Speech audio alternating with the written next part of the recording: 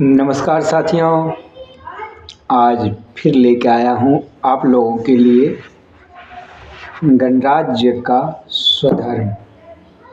ये है गणराज्य का स्वधर्म और लिखा है इन्होंने योगेंद्र यादव जी ने।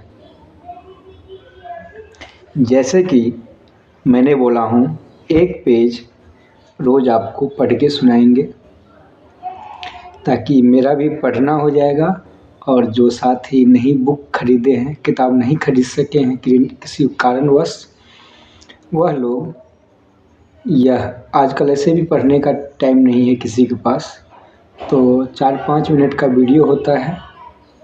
यह वीडियो देख करके सुन करके समझ लीजिए कि आपने किताब पढ़ लिया। हाँ, शेयर करना ना भूलें, ज़्यादा से ज़्यादा शेयर करें, क्योंकि आज के ज़माने में जो हकीकत है, बीता है, बीतेगा, उसके ऊपर यह किताब लिखा हुआ है। तो हम शुरू करते हैं। हमने समाप्त किया था परसों, गैप हो गया कल, परसों हमने समाप्त किया था संस्कृति का सिंधु। आज शुरू करेंगे। फारसी में हिंदू बना और वहाँ से यूनानी भाषा में इंडोज और फिर इंडिया। राष्ट्र और राज्य की आधुनिक अवधारणा का प्रवेश इंडिया के जरिए हुआ। आधुनिक राष्ट्र की बुनियादी संकल्पना यह है कि किसी एक सीमा के भीतर निवास करने वाले सभी लोग एक अंतरंग राजनीतिक समुदाय है। राष्ट्र नामक इस समुदाय के सभी सदस्य नागरिक हैं, जिसका कल, आज और कल एक दूसरे से बांधा है। इस अर्थ में दुनिया का कोई भी देश कुछ सदी पहले तक राष्ट्र नहीं था। भारत भी औपनिवेशिक काल से पहले राष्ट्र नहीं था। राष्ट्रीय आंदोलन द्वारा भारत को राष्ट्रीय साबित करने की औपनिवेशिक चुनौती को स्वीकार करने के बाद ही भारत इस अर्थ में एक राष्ट्र बना। इंडिया की संकल्पना के जरिए राजसत्ता का स्वरूप भी बुनियादी रूप से बदला। प्रत्येक नागरिक के जीवन के हर क्षेत्र में सभ्यता का दावा ठोकने वाली और निर्वैयक्तिक कानूनी तंत्र के सहारे चलने वाली केंद्रीकृत सत्ता भारत ही नहीं, पूरी दुनिया के लिए नई थी। इंडिया की अवधारणा की ताकत यह थी कि इस शब्द और अंग्रेजी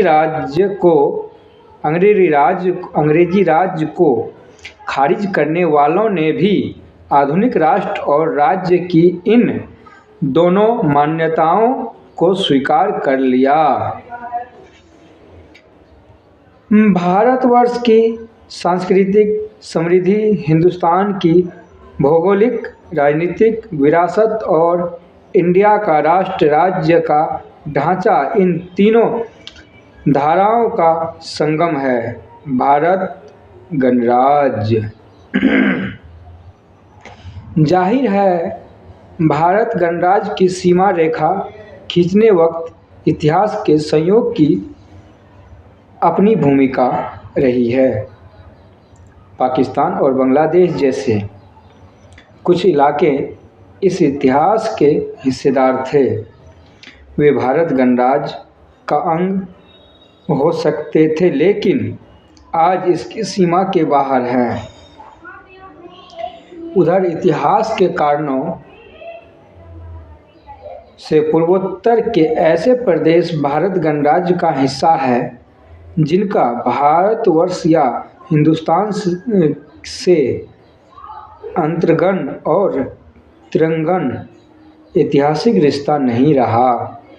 इसे अगर विसंगत कहा जाए तो यह विसंगतित दुनिया के प्रत्येक आधुनिक गणराज्य में मिलेगी। गण की कल्पना को कभी भी नक्शे में कैद नहीं किया जा सकता है, लेकिन राजनीतिक समुदाय और राज्य की सीमा।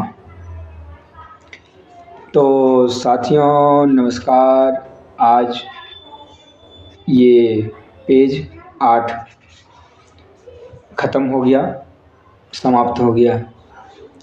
पाठ 8 समाप्त हुआ। अब आप लोग 9वां पेज का इंतज़ार कीजिए।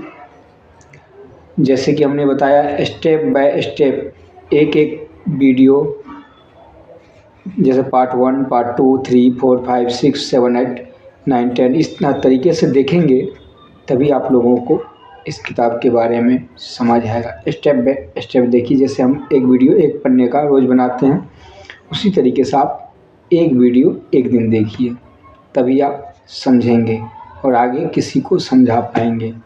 तो धन्यवाद, मिलते हैं अगले वीडियो में।